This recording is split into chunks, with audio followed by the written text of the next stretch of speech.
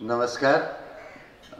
यहाँ आएर आज मलाई खुसी लागेको छ साथीहरूको बीचमा। यद्यपि यहाँ आउनुभन्दा अगाडि मलाई असहज अलिकति महसुस भइरहेको थियो। अलिकति सङ्कोच पनि, अलिकति डर पनि। असहज के अर्थमा भने अघि महेशजीले भन्नुभए जस्तै टिकापुर नामसँग अहिले विवादहरू जोडिएका छन्। कतिपय मित्रले कतिसम्म पनि भने तिमी त्यहाँ गएर के सन्देश दिन खोजेको? मैले भने म सन्देश दिनलाई जाने होइन, सुन्नलाई जाने हो, लागेको कुरा भन्नलाई जाने हो। सन्देश ठुला मान्छेहरूले दिन्छन्। संकोच के अर्थमा भने मेरो झन्डै सबै पढाइ इन्जिनियरिङसँग सम्बन्धित, पठन धेरै जसो अङ्ग्रेजीको, अलिअलि हिन्दीको, सबभन्दा कम नेपाली बोल्नु छ। नेपाली साहित्यको बारेमा त्यो संकोचको कुरा मैले गरेँ। अनि भय के अर्थमा भने श्रोताका अपेक्षाहरू एक प्रकारका हुन्छन्। वक्ताले जहिले पनि आफूले भन्न चाहेको कुरा गर्न कोसिस गर्छ।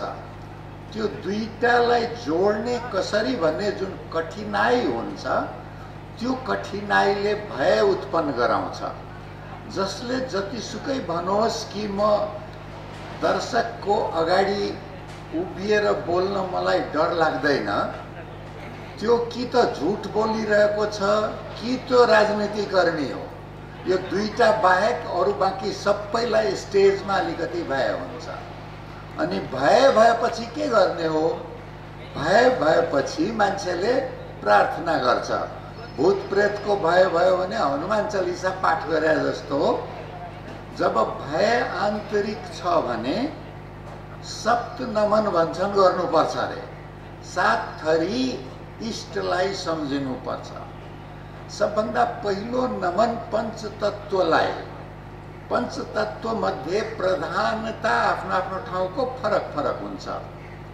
कहीं सूर्यको प्रधानता, कहीं जलको प्रधानता, कहीं पृथ्वीको प्रधानता, कहीं वायुको प्रधानता र कहीं आकाशको प्रधानता।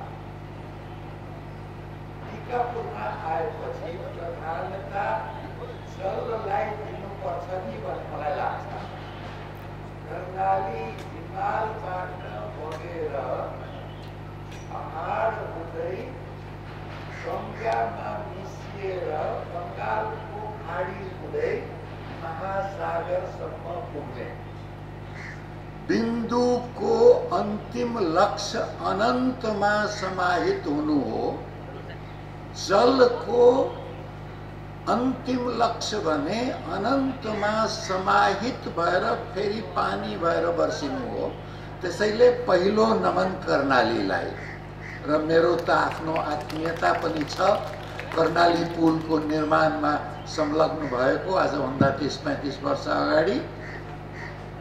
दोस्रो नमन भनिन्छ, पहिले भनिन्थ्यो ग्राम्य देवता। प्रत्येक गाउँको एउटा देवता हुन्थ्यो। कति ठाउँमा स्थान देवी भन्ने गरिन्थ्यो। स्थान देवीलाई, शक्तिलाई,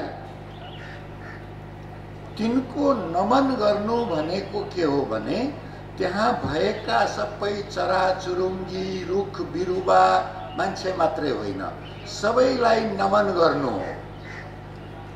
तेस्रो नमन केमा भनिन्छ भने त्यो ठाउँका जुन आदिवासी हुन्, तिनको पुर्खाको जुन भूमि हो, तिनलाई, तिनको पुर्खालाई नमन गर्नुपर्छ।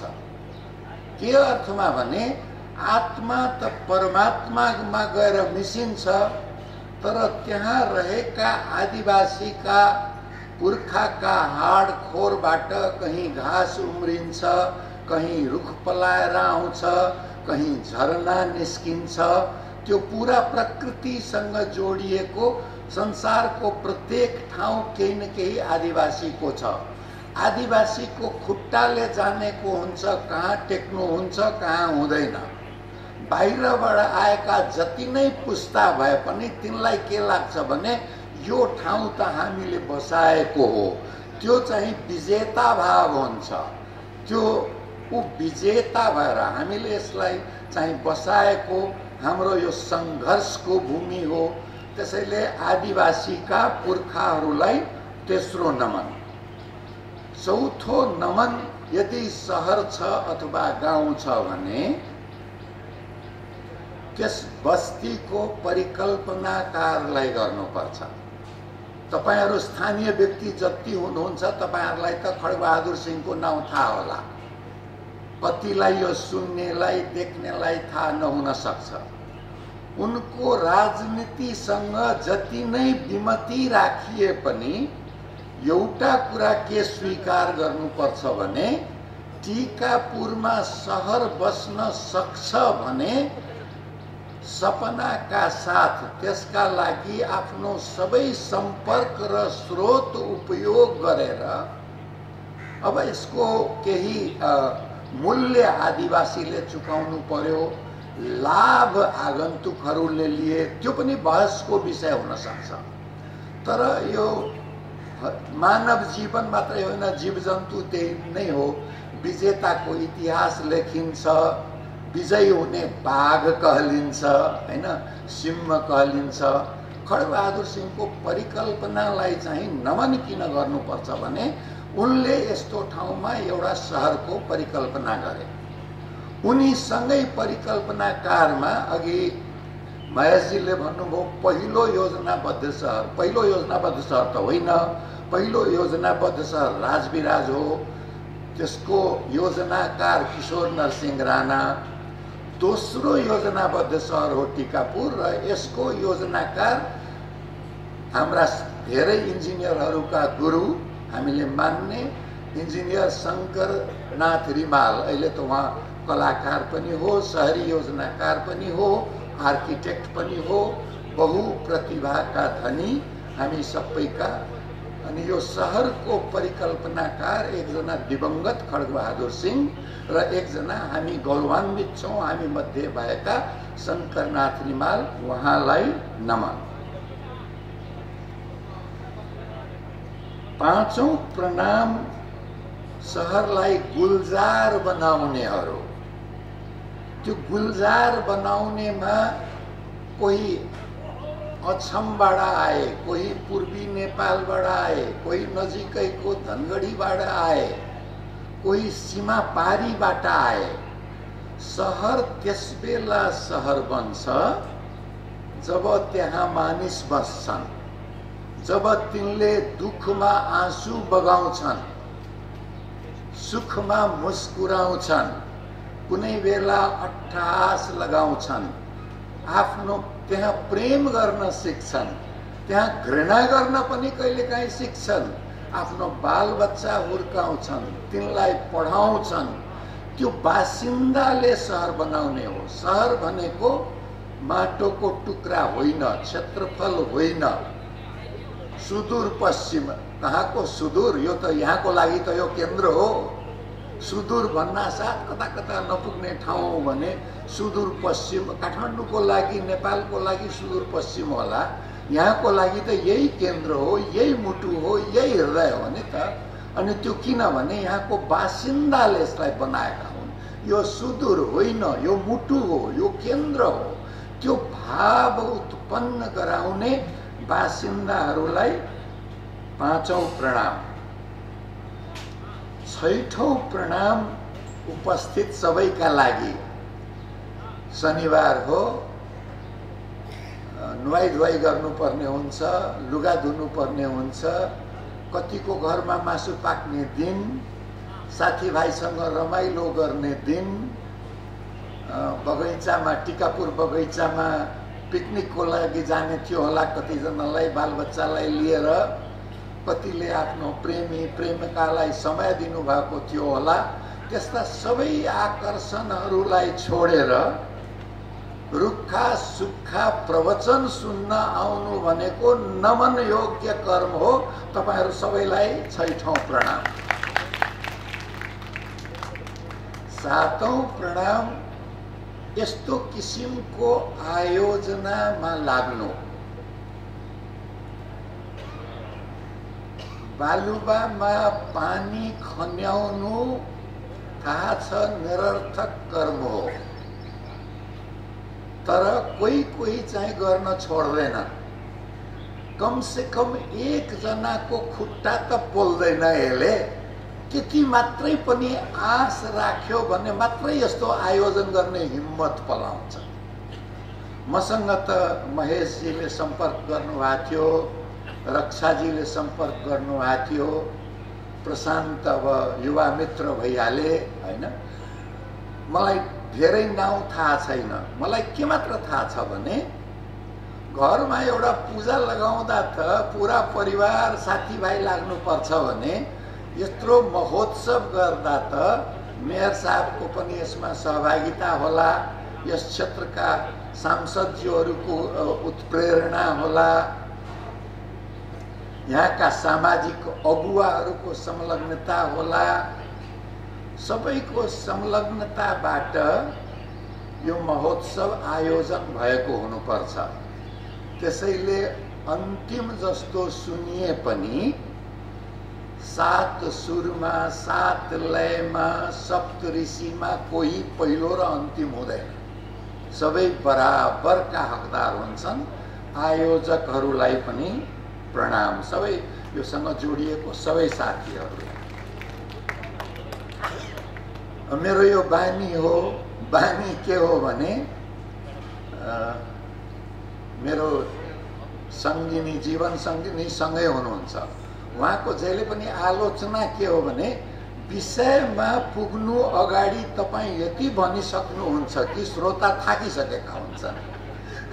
तर पृष्ठभूमि बनाउने यो लेखन कर्ममा लागेपछि र एउटा उमेरमा पुगेपछि के हुँदो रहेछ भने जानेको कुरा सबै गरिहालौँ भने हुँदो रहेछ। अनि शब्दहरूको व्याख्यामा अलि समय जाने रहेछ।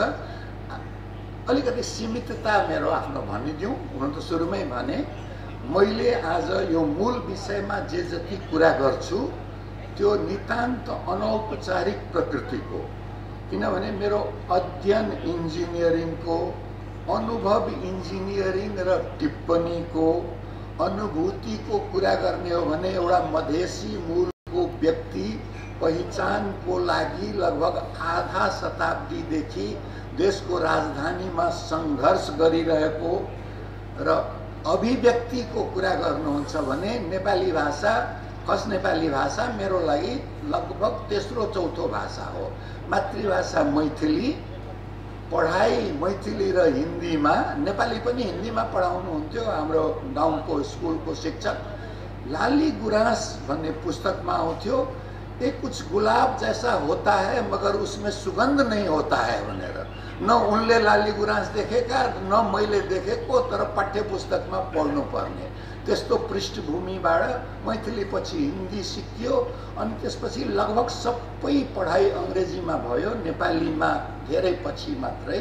अहिले पनि पढ्ने मेरो विचारमा 80-90% अङ्ग्रेजीको होला, लेख्ने 60-70% अङ्ग्रेजीको होला, दुवै नेपालीमा केही कम छ। त्यसैले अभिव्यक्तिको माध्यम पनि मेरो सीमितता छ।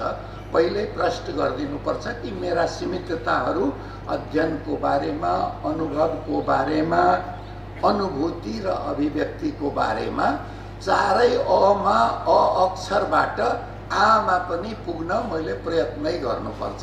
त्यो पनि मैले स्पष्ट गर्नु। 10 मिनट बोलेपछि बल्ल विषय प्रवेश।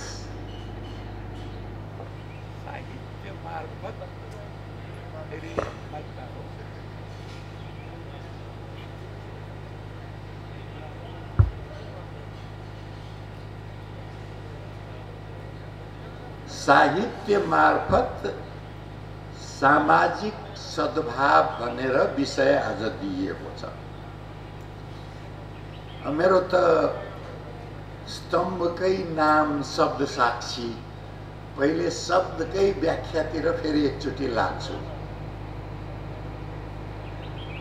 साहित्यको धेरै परिभाषा धेरै विद्वानले धेरै किसिमले दिएका छन्। मलाई मनपर्ने सबभन्दा के हो भने साहित्य दर्पण हो ऐना, जसले समाजको वास्तविक अवस्थालाई देखाउँछ, त्यो भनेको चित्रण हो। दोस्रो, साहित्य भनेको दियो हो, अँध्यारोको बेला अगाडि बढ्ने बाटो देखाउँछ। र साहित्य एउटा दह्रो लौरो हो, सङ्कटको बेला त्यसमा टेक्न सकिन्छ। तपाईलाई धर्ममा विश्वास छैन भने पनि सङ्कट परेको बेला रामायण पाठ गरेर हेर्नुहोस्, त्यसको शब्द संयोजनले आनन्द दिन्छ। प्रत्येक शब्दको आफ्नै एउटा सङ्गीत छ। सङ्गीत भने बाजा बजाउने मात्रै होइन, हरेक शब्दको उच्चारण आफैमा एउटा सङ्गीत हो। त्यो जुन आनन्द दिन्छ, त्यो सङ्कटको बेलामा संयम नगुमाउनलाई उत्प्रेरित गर्छ। मलाई चाहिँ साहित्यको यो तीनटा दवाला परिभाषा चाहिँ सबभन्दा सहज, सबभन्दा सजिलोसँग बुझिने लागेको हो। नभए त साहित्यका एकदम दार्शनिकदेखि लिएर कविदेखि लिएर विभिन्न किसिमले दिइएको छ। अब सामाजिकतिर जाउँ। सामाजिक भनेको के हो? समाज भन्ना साथ त्यसमा सबभन्दा पहिले त आर्थिक कुरो आउँछ। केमा भने सामाजिकताको सुरुवात त जैविकताबाट हुन्छ। सबभन्दा पहिलो सम्बन्ध बच्चाको आमासँग, त्योभन्दा अगाडि भन्ने हो भने प्रेमी प्रेमिकासँग परिवार बन्छ, परिवारपछि छर्छ।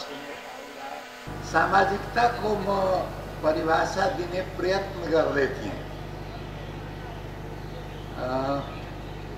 सुरुवात प्रेमबाट, त्यसपछि सन्तानोत्पत्ति, परिवारको निर्माण, छर छिमेकसँग जोडिने परिस्थिति, ग्राम्य निर्माण, सहरको बस्ती।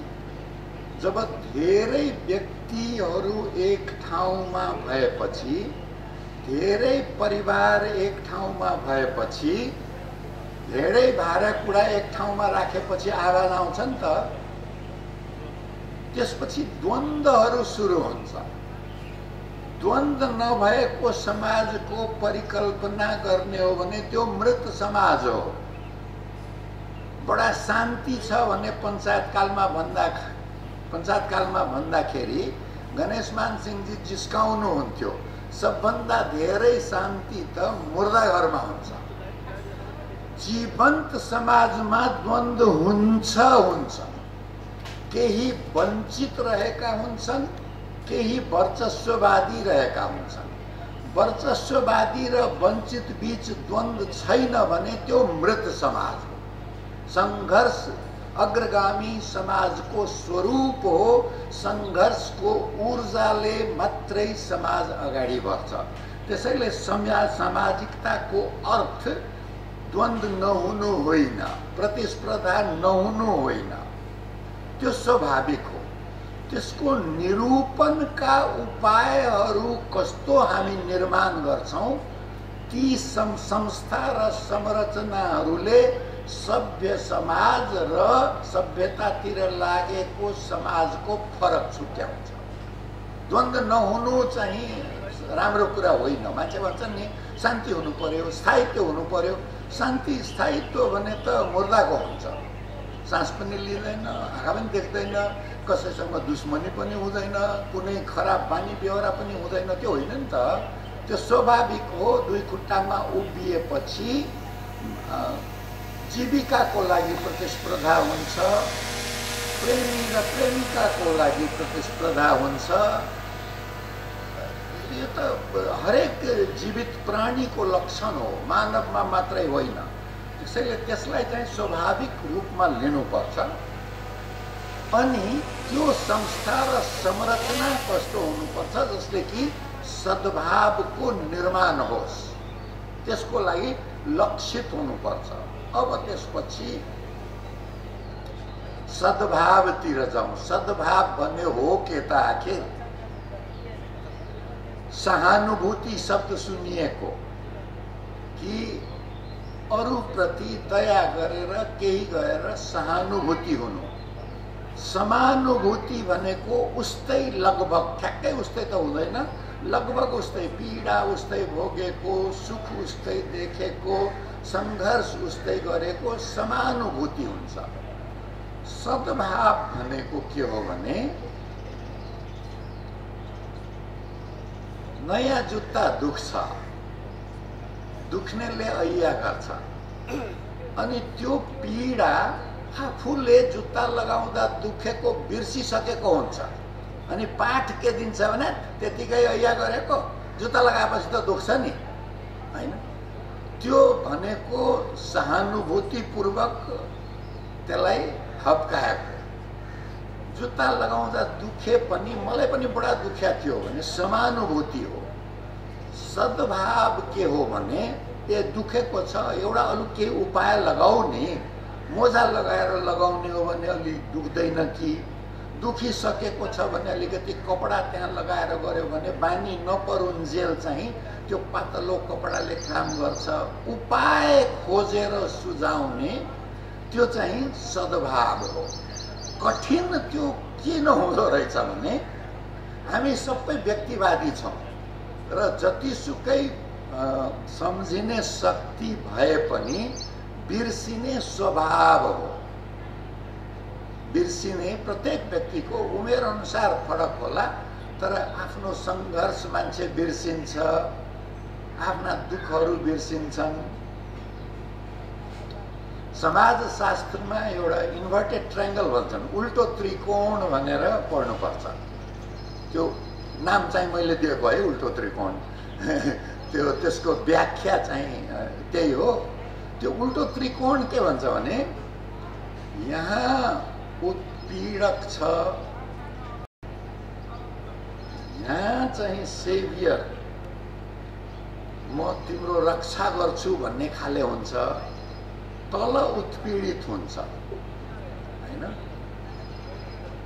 हरेक सङ्घर्षपछि के हुन्छ भने रक्षा गर्नेहरू उत्पीडक बनिन्छन्, पीडक, अनि पीडक गएर अब म तिम्रो रक्षा गर्छु भने ठाउँ साट्छन्, तर उत्पीडितको ठाउँ यथावत रहिरहन्छ। सोसाइटीमा यो फेरिने मात्रै, यो अभिजात भन्नुहोस्, सभ्रान्त भन्नुहोस्, त्यो एउटाबाट अर्कोमा जान्छ, अर्कोबाट अर्कोमा जान्छ। यो उत्पीडित चाहिँ त्यो वर्गीय होस्, चाहे त्यो वर्णसँग सम्बन्धित होस्, जातीय होस्, निर्जातीय होस्, सामान्यतया रहिरहन्छ। हुन्छ खालि के सहवर्ण मार्फत एक दुईजना रक्षक भएर निस्किन्छन्, एक दुईजना पीडकको पंक्तिमा पनि पुग्छन्। सामान्यतया यो रहिरहन्छ, यो उल्टो त्रिकोण हरेक समाजमा। त्यो हाम्रै समाजको विशेषता हो भने होइन, हरेक समाजमा त्यो हुन्छ। त्यसलाई बदल्नको लागि कि अलिकति पर्फेक्ट गुड के भन्छ त्यसलाई, ideal is the enemy of best, ideal is the enemy of good भन्छ। राम्रो कामको दुश्मन भने आदर्श काम हो के, गर्नुपर्छ सबभन्दा राम्रो काम भनेर बसिराख्ने हो भने सम्भव हुने काम कसैले गर्दैन। सद्भावले यो सम्भव हुनेलाई हेर्छ। यो आदर्शलाई त जीवित राख्ने हो, तर गर्ने भनेको सम्भवसम्म गर्दै जाने हो, क्रमिक परिवर्तन हो। किनभने जसले क्रमिक परिवर्तनको सट्टा यो उल्टो त्रिकोणलाई म सुल्टो पारेर छोड्छु भन्छ नि, त्यो सुल्टो पार्छु भनेर उसको बहाना मात्रै हो, ऊ सुल्टो पार्नेतिर लाग्दैन। ऊ केमा लाग्छ भने आफै त्यो रक्षकबाट कसरी पीडक बन्ने भन्ने बहानामा त्यसलाई प्रयोग गर्नमा मात्रै लाग्छ। अब यो भनिसकेपछि एकपटक फेरि फर्केर शब्दको परिभाषा र तिनको अन्तर सम्बन्धको बारेमा अलिकति कुरा गरौँ। साहित्यको परिभाषा मैले भन्न त भने कि यो दर्पण हो, यो दीप हो, यो दरो लौरो हो। त्यो भन्दा पुरानो परिभाषा संस्कृतमा रहेछ, पछि मात्रै मैले थाहा पाएँ। त्यसले यो तीनैवटालाई समेटेको छ। सहितस्य भाव साहित्य भनेर भन्दो रहेछ। सहितको भाव नै साहित्य हो रे। सहितस्य भाव साहित्य। अब यो सहितको फेरि शब्दलाई छुट्याएर हेर्नु हो भने सहित, जसमा सबैको हितको भाव होस्, त्यो साहित्य हो। यदि त्यो साहित्य हो भने मैले जे साहित्यको परिभाषा भने त्यो साहित्यको काम हुन गयो। साहित्यको परिभाषामा सद्भाव त अन्तर्निहित हुने भयो। के हिसाबले भने यदि ऐना देखाएर, दर्पण देखाएर समाज तिम्रो फोहोरी छ भनेको छ भने पनि त्यो सफाई गर्नको लागि प्रेरणा दिएको हो, सहितको कर्म गर्न खोजेको हो, सर्वहितको कर्म गर्न खोजेको हो। यदि साहित्यको काम दिएको हो भने सर्वहितकै लागि हो, सर्वहितलाई राम्रो बाटो देखाउनकै लागि हो। र त्यो यदि दरो लौरोको काम गर्ने हो भने त्यो पनि अन्ततः सर्वहितकै लागि हो। यो साहित्यको कर्मबाट सुरु गरेँ, औपचारिक परिभाषामा गएँ, तर हुन्छ के त त्यसमा त्यो नभनिकन सद्भावको संरचनाको बारेमा कुरा गर्न कठिन हुन्छ। मेरो साथीहरूले, नजिकका साथीहरूले जिस्काउँछन्, बोल्ने बेलामा तिमी पानी खाई खाई बोल्छौ, सुन्ने बेलासँग पानी खाने हुँदैन, तिमी संयमको परीक्षा लिइरहेको हुन्छौ तिमीहरू भनेर। म चाहिँ फेरि एकचोटि पानी खान्छु।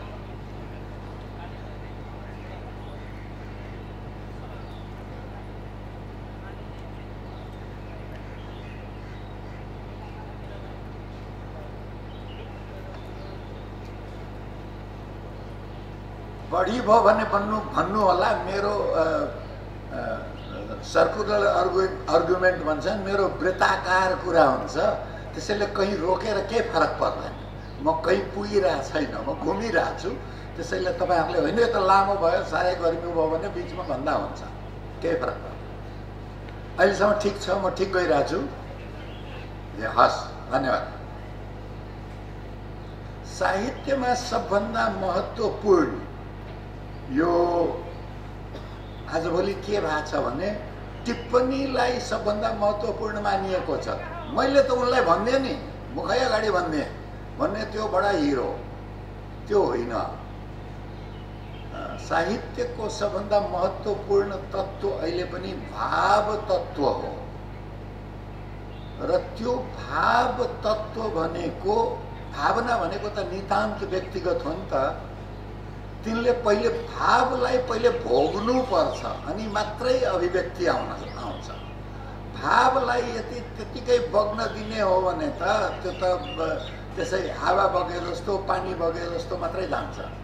भावलाई आफूले भोग्नु पर्छ, त्यसपछि अनि बल्ल भावको र भोक्ताको दुवैको अभिव्यक्ति आउँछ। कवितामा खास गरेर म कविहरूलाई धेरै सम्मान गर्ने कारण के हो भने सबभन्दा धेरै कुरा यो कवितामा देखिन्छ। अरू साहित्यकारहरूप्रति मेरो सम्मान छैन भने होइन, कति पटक त उपन्यास समेत पनि कविता जस्तो बग्छ। र कतिपय कविता उपन्यास पढ्न जतिकै मेहनत पनि गर्नुपर्छ। त्यसैले साहित्यमा सबै अभिव्यक्तिका माध्यमहरू एकअर्कासँग जोडिएका छन्।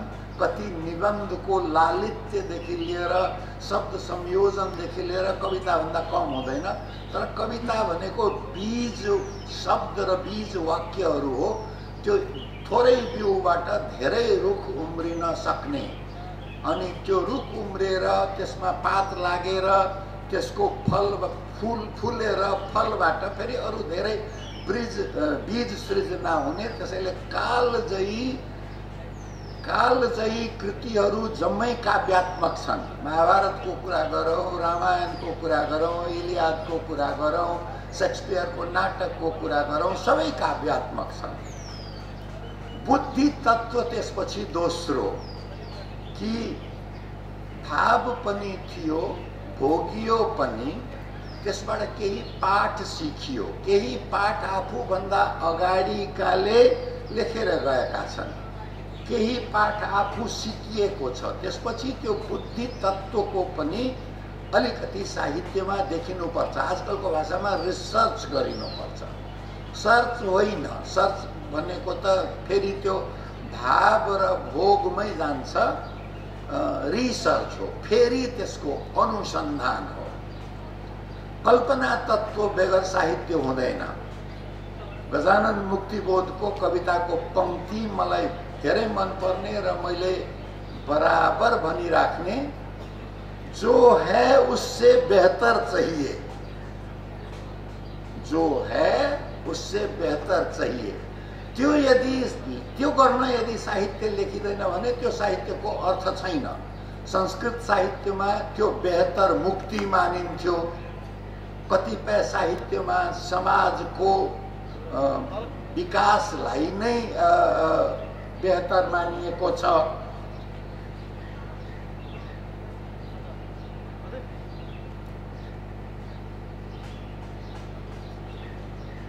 यो गिलासतिर हेर्नुभयो भने म कुन हिसाबले बोलिरहेको छु त्यसको प्रतीक हो। जेनेरेटरले यसलाई हल्लाइरहेको छ र मेरो मन जस्तै आवाज पनि हल्लिरहेछ, स्थिर छैन। यत्रो ज्ञानी गुणी श्रोता दर्शकको अगाडि बोल्नु भनेको हल्लिनु नै हो। शैली तत्त्व त्यो पनि साहित्यको अर्को ठुलो माध्यम हो। कति शैली भनेको सौन्दर्य हो नि त, र सौन्दर्यले कुनै माध्यम मार्फत काम गर्दैन। सौन्दर्यले सोझै मुटुमा तीर हान्छ, अलिकति पनि देब्रे दाहिने हुन दिँदैन। खगेन्द्र सङ्ग्रौला साहित्यकार, उहाँसँग मेरो कहिलेकाहीँ कुरा हुन्छ। उहाँले मलाई मेरो प्रशंसा गर्नुहुन्छ, म उहाँको प्रिय पात्र हो, स्वाभाविक हो। अनि म त अब उहाँको एकदम भाषाको, शैलीको, भावको प्रशंसक हुने नै भए। अनि मेरो प्रशंसा गर्दा म के भन्छु भने, मैले लेखेको कुरा आँखाले पढ्छ, बुद्धिले त्यसलाई प्रोसेसिङ भन्छ नि, बुझ्ने प्रयत्न गर्छ, अनि बल्ल त्यो मुटुसम्म पुग्छ। त्यति बेलासम्म त्यो मैले भन्न खोजेको 10 छ भने मुटुसम्म पुग्दा त्यो 2-3 बाँकी होला, सके त 0 हराएर 1 बाँकी होला। खगेन दाइको के छ भने सोझै त्यो बुल्स आई भन्छ नि, सोझै मुटुमा तीर हान्नुहुन्छ। र त्यो आएको भनेको शैलीबाट आएको हो, उहाँको भाषाको नियन्त्रणबाट आएको हो। त्यसको पनि असाध्यै ठुलो महत्त्व हुन्छ।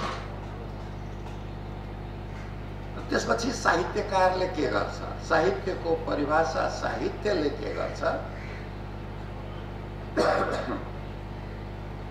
साहित्यकारको भाव, भोग, अनुभव सबै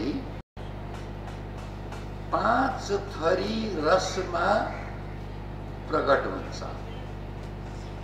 श्राव र वीर्य, किनभने त्यसले सृजना गर्छ, संसार बनाउँछ।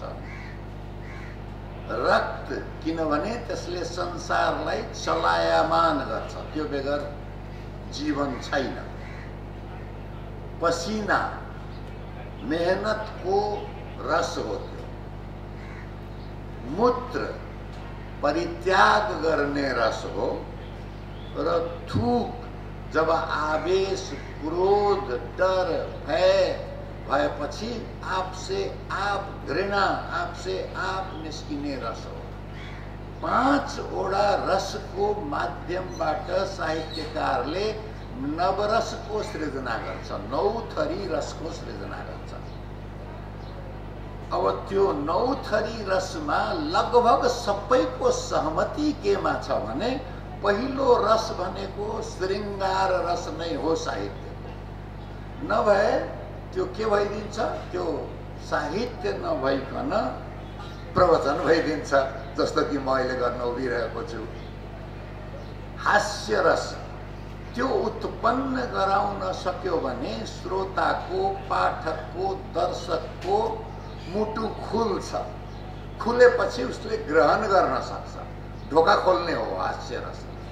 त्यो ढोका खोल्ने काम एउटा त चेतना बढाउने काम श्रृंगार रसले गर्यो भने ढोका खोल्ने काम हास्य रसले। रौद्र रस उसको भावनालाई उद्वेलित गर्छ। करुण रस समभाव, सद्भाव, सहानुभूति उत्पन्न गराउँछ। अद्भुत रस यो सृजना, यो सृष्टि कस्तो अचम्मको छ भनेर। विभत्स रस हामी कोही पनि मान्छे पूर्ण छैनौं, त्यो विभत्स रस आउँछ। भयानक रस कसै कसैले वीर रस भन्छन्। वात्सल्य रस दुईटा चाहिँ थपेर 9 रसबाट आजभोलि 11 रस भनिएको छ। शान्ति चाहिन्छ भने बडा आएको हुनाले बाबाजीहरूको प्रवचनको साहित्य चाहिँ शान्त रस हो। उनको उद्देश्य के हो भने तपाईमा क्रोध नआओस्, असमानता छ समाजमा, तपाई चुप लाग्नुहोस्, किनभने मुक्ति छ, ईश्वर छन्, भाग्यवाद। यो शान्त रस एउटा नयाँ रसको रूपमा प्रवेश पाएको छ र अर्को भक्ति रसले प्रवेश पाएको छ। भज गोविन्दम भज गोविन्दम भज गोविन्दम मूढमते शंकराचार्यको जमानादेखि चलिआएको, अथवा आजकल रमजानको महिना छ, अल्लाह सबका भला करेगा, अथवा गॉड छन्, सुप्रिम छन्। यो सबै रसहरू मार्फत साहित्यकारको काम र साहित्यको काम चाहिँ यो सृजनातिर लाग्ने भयो। अब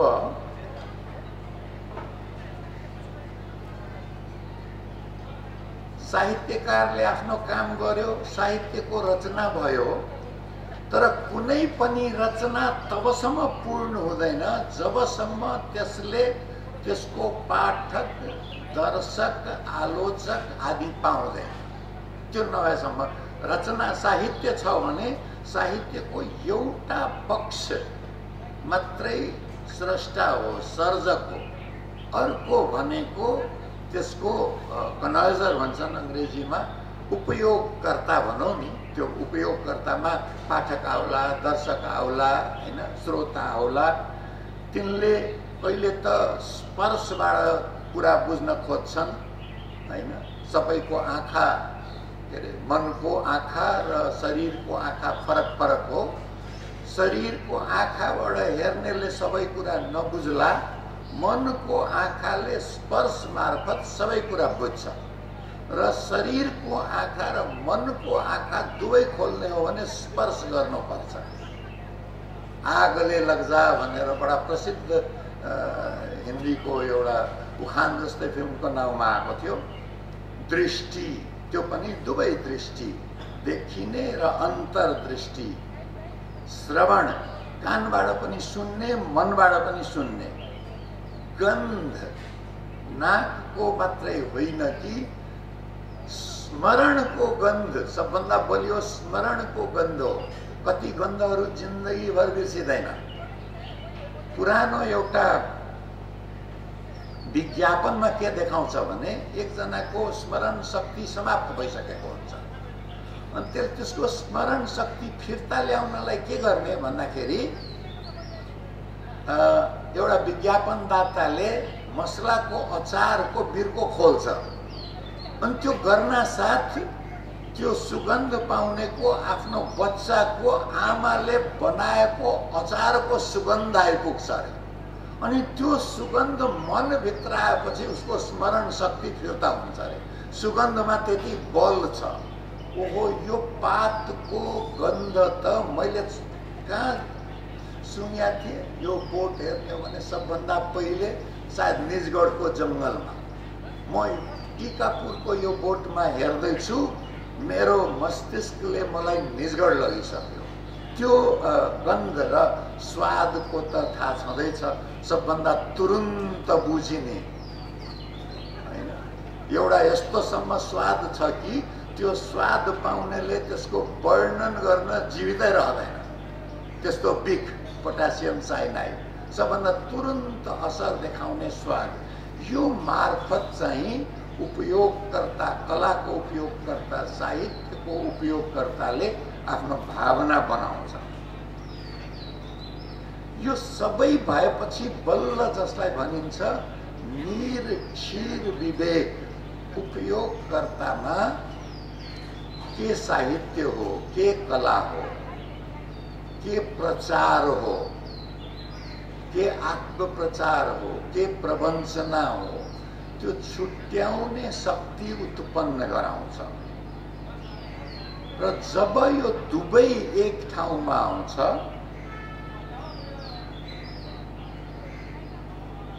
साहित्य सर्जक पाठक वा गुणी दर्शक पाठक गुणी त्यसपछि सामाजिकता निर्माण हुन थाल्छ त्यो सामाजिकता निर्माण नै कसरी हुने हो भने खुलापन र फरकको स्वतन्त्रता स्वीकार्यता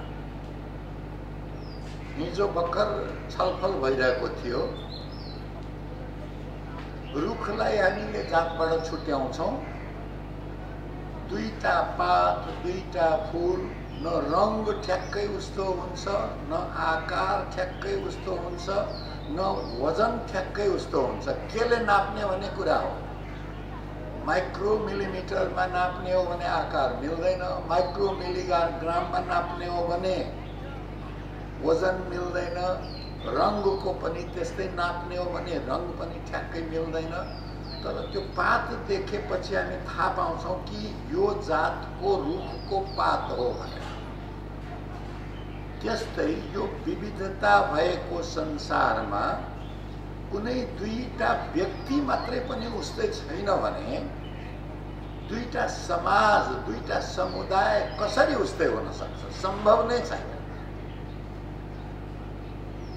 एउटा समय के थियो भने यो विविधतालाई सुरु त युद्धबाटै भएको हो संघर्षबाटै कबिलाहरू एक आपसमा लड्थे कि यो त हामी होइन यो त अरू हो र अरूसँग लडेनौं भने हामी रहँदैनौं वर्चस्वको लागि होइन अस्तित्वको लागि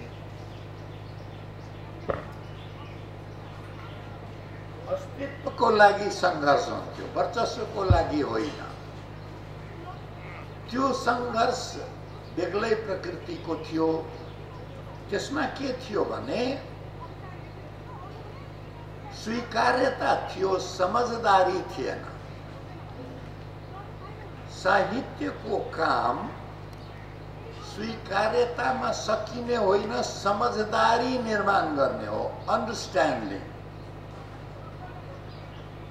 त्यो सद्भाव मार्फत सम्भव छ र यदि सद्भाव मार्फत सम्भव छ भने सद्भाव सृजना गर्ने साहित्यको के उद्देश्य हुनुपर्छ यहाँ फेरि एक वाक्यको उत्तर सम्भव छैन उद्देश्यमूलक साहित्य लेख्नेतिर लाग्ने हो भने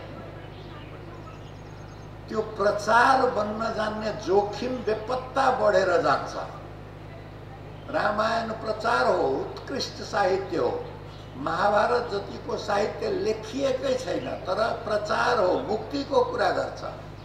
संसारको सर्वोत्कृष्ट काव्य कृति गीता हो, जुन कि महाभारतको अङ्ग हो, तर त्यो पनि उद्देश्यमूलक छ। त्यसमा सौन्दर्य छ, त्यसले तपाईलाई रूपान्तरित गर्छ, सबै कुरा छ, तर उद्देश्यमूलक छ।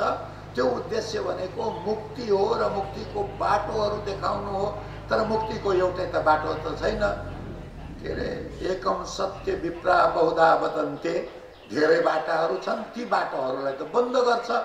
यदि इस्लामले पनि सत्य बोल्छ, क्रिस्चियनिटीले पनि सत्य बोल्छ, अरू धर्महरूले पनि सत्य बोल्छन् भने त्यो बन्द गर्ने त त्यसले त सद्भाव सृजना त गर्दैन। उद्देश्यमूलक साहित्यले सद्भाव सृजना नगर्ने जोखिम चाहिँ त्यत्रा व्यास ऋषिको लागि त कठिन भयो भने सामान्य व्यक्तिको लागि के होला? त्यसैले साहित्यमा उद्देश्य प्रधान हो कि सौन्दर्य प्रधान भन्ने बहस निरन्तर हजारौं वर्षदेखि चलिआएको छ र सम्भवतः हजारौं वर्षसम्म चल्नेछ। एक थरीले के तर्क दिन सक्छ भने के गीताको उद्देश्यले गर्दा त्यसको सौन्दर्य भाव कमजोर भयो त भने कमजोर भएको छैन। शेक्सपियरको उद्देश्यले गर्दा त्यसको सौन्दर्य भाव कमजोर भयो त भएको छैन। त्यो एउटा तर्क पनि आफ्नो ठाउँमा सही छ। अर्को तर्क के भने उद्देश्य दोयम भएर आयो। सृजना गरेका सौन्दर्यका लागि हुन्, उद्देश्य आयो सौन्दर्यको लागि सृजना गरेपछि उद्देश्य स्वतः अगाडि आउँछ। त्यो तर्कको मूल के छ भने जुन बेला भाव प्रस्फुटन हुन्छ त्यो बलियो हुन्छ। मैले कसैलाई तपाईं मेरो कुरा मान्नुस् भन्ने भन्नासाथ मान्छेको डिफेन्स मेकानिजम भन्छ, प्रतिरक्षा प्रणाली सबभन्दा पहिले जागृत हुन्छ। किनभने मानव बनेकै के को लागि हो कि लड्ने कि भाग्ने भने न हो, फाइट अर फ्लाइट।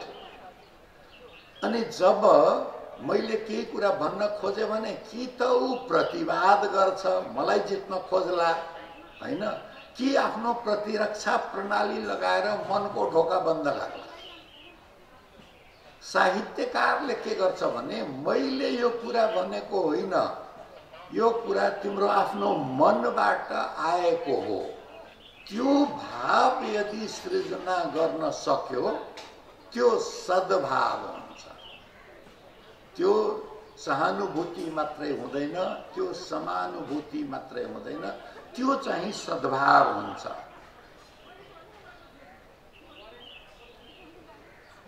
एक घण्टा त कम्तीमा लाग्छ, मैले भनेको थिएँ 1 घण्टा हुनै लाग्यो 5 मिनट। अब त्योभन्दा चाहिँ लम्ब्याउँदैन त, लम्ब्याउँदिन म तपाईहरुको संयमको धेरै के अरे परीक्षा अवलिन्न। अनि त्यो साहित्यले के गर्छ त, ग्यारेन्टी कसैले लिन सक्दैन। औडेन भन्ने एकजना अंग्रेजी कवि, तपाईहरुले धेरैले पढ्नु भयो होला, नपढ्नेले पनि नाम सुन्नु भएको होला। बडा कठिन समयमा उनको रचनाहरू भएको छ। यति कठिन समयमा कि डब्ल्युबी यीट्सलाई श्रद्धाञ्जली दिँदा पनि उनले लेखेको कविताको एउटा पंक्ति छ, पोएट्री मेक्स नथिङ ह्यापन। कविताले केही पनि गर्दैन, केही पनि गर्न सक्दैन।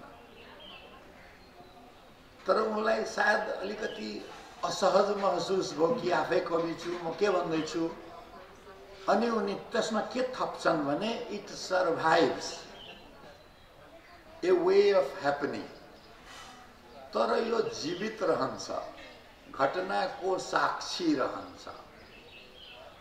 अन्ततः उनले कवि शब्द प्रयोग गरेको, संस्कृतमा पनि धेरै जसो साहित्यकारको लागि कवि भन्ने शब्द नै प्रयोग भएको छ। किनभने सबभन्दा मूल स्रोत त कविता हो साहित्यको, र सबभन्दा उच्चतम स्रोत पनि कविता हो। त्यसैले संस्कृत साहित्यमा पनि अर्को साहित्यमा पनि शब्द चाहिँ त्यही नै प्रयोग भएको छ। अनि अर्को यससँगै जोडिएको एउटा आउँछ कि अँध्यारो समयमा कविता लेखिने छन् भने गीत गाइने छन्, गीत गाइने छन्, अँध्यारोकै गीत गाइने छन्। सृजनाको महत्त्व कठिन समयमा कठिन कर्म भए पनि गर्नुपर्ने जिम्मेवारी चाहिँ हुन आउँछ। अर्को पनि एउटा मैले अघि भनिहालेँ, सुरुमै यो कविताबाट सुरु गर्ने कि मलाई लागेको थियो, अनि होइन अन्तमा चाहिँ निदाउन थाले हुन्छन्, अनि कविता पाठ गर्न उनलाई जगाउने सही सजिलो हुन्छ भनेर मैले जोगाएर राखेको। साहिर लुधियानवीको गीत छ, उनले पहिले पंक्तिमा के भन्छ भने कुनै फिल्ममा पनि छ क्या अरे, मैले फिल्मको नाम चाहिँ बिर्सेँ, खोज्नेतिर लागिनँ। मैं पल दो पल का शायर हूँ, मोमेन्ट।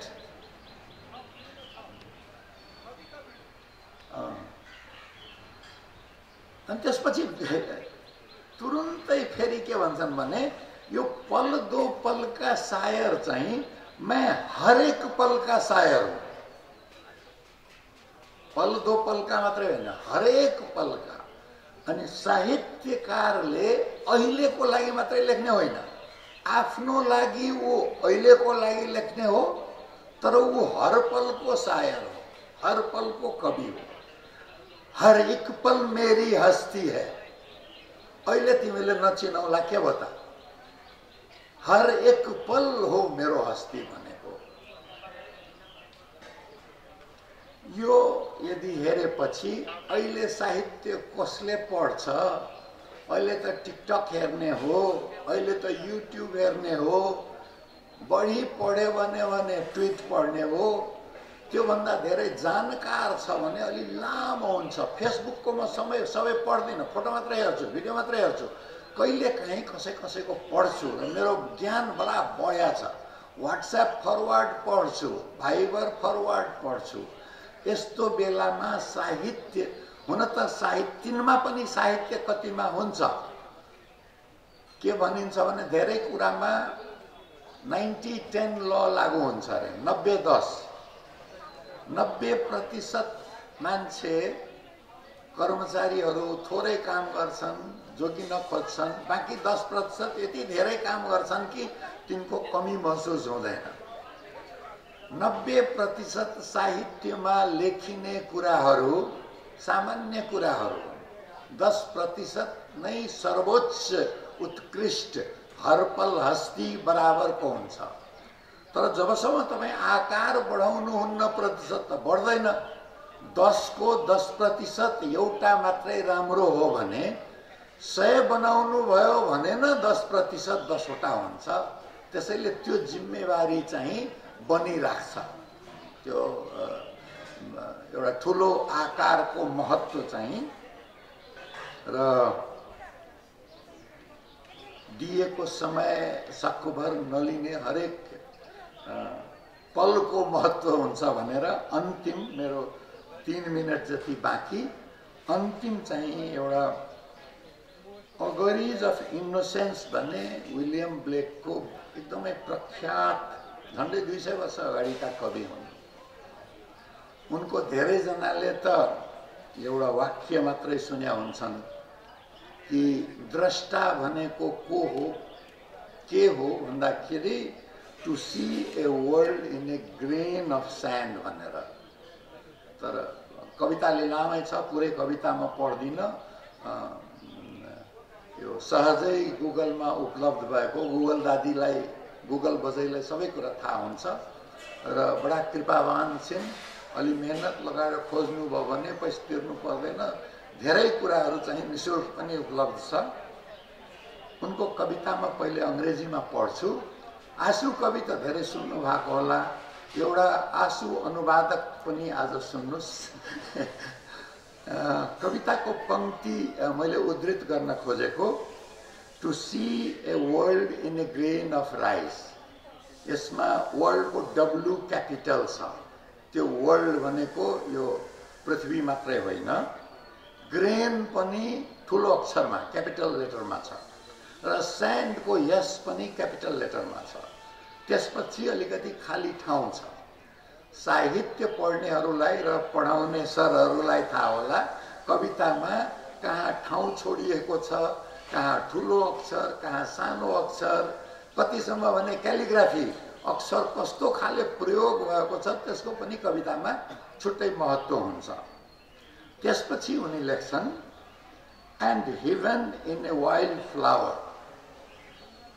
यसमा यच हेभनको क्यापिटल लेटर छ, वाइल्डको डब्ल्यू क्यापिटल लेटर छ, फ्लावरको एफ पनि क्यापिटल लेटर छ। होल्ड इन फाइनाइटी क्यापिटल लेटरमा I in the palm of your hand and eternity in an hour. इटर्निटीको ई पनि क्यापिटल छ। अब यसको मेरो यो उल्टा पल्टा अनुवाद, शीर्षक अगरीज अफ इनोसेन्स हो, मेरो अनुवाद अबोध हुनुको आभास, बच्चा जस्तो त्यो अबोधपना, त्यो बालपना, त्यो अचम्भित हुनु, त्यो सद्भाव स्वाभाविक आउनु, त्यो अरूमा विश्वास गरिहाल्नु, त्यो प्रेम सहज हुनु, वात्सल्यबाट उद्वेलित हुनु, अबोध हुनुको आभास, बालुवाको एउटा कणमा संसार देख्नु। बालुवाको एउटा कण संसार छ, सारा पृथ्वी, चट्टान, वायु, जल सबै मिलेर बनेको बालुवाको कण र सबैलाई लिन सक्ने सूर्यको किरण। बालुवाको एउटा कणमा संसार देख्नु र भेट्नु स्वर्ग कुनै वनफूलमा, वनमा फुलेको फूल। कसैले देखेर आकर्षित हो भने उसको उद्देश्य होइन, ऊ बस फूल छ, प्रकृति हो उसको। जसरी मोर नाच्छ, उद्देश्य छ त्यसको एउटा। चरा गीत गाउँछ, एउटा उद्देश्य छ, त्यो उद्देश्य तपाईहरु सबैलाई थाहा छ। मोरको नृत्यको उद्देश्य छ, चराको गीतको उद्देश्य छ, फल्ने फूलको पनि उद्देश्य छ, सृष्टिको निरन्तरता। वन फूल ऊ आफै फूल छ र भेट्नु स्वर्ग कुनै वन फूलमा, ब्रह्माण्डलाई हत्केलामा राख्नु। अहम ब्रह्मास्मि, ब्रह्माण्डलाई हत्केलामा राख्नु र अनन्तलाई 1 घण्टामा समेट्नु। कोसिस गरेको हो, सके कि सकिन तपाईहरुको, तर मेरो कुरा सुनिदिनु भयो, संयम गुमाउनु भएन, यही रोकिनुस् भन्नु भएन। मेरो 1 घण्टा पनि सकियो र मेरो कुरालाई यही विराम दिन्छु। धेरै धेरै धन्यवाद, प्रणाम।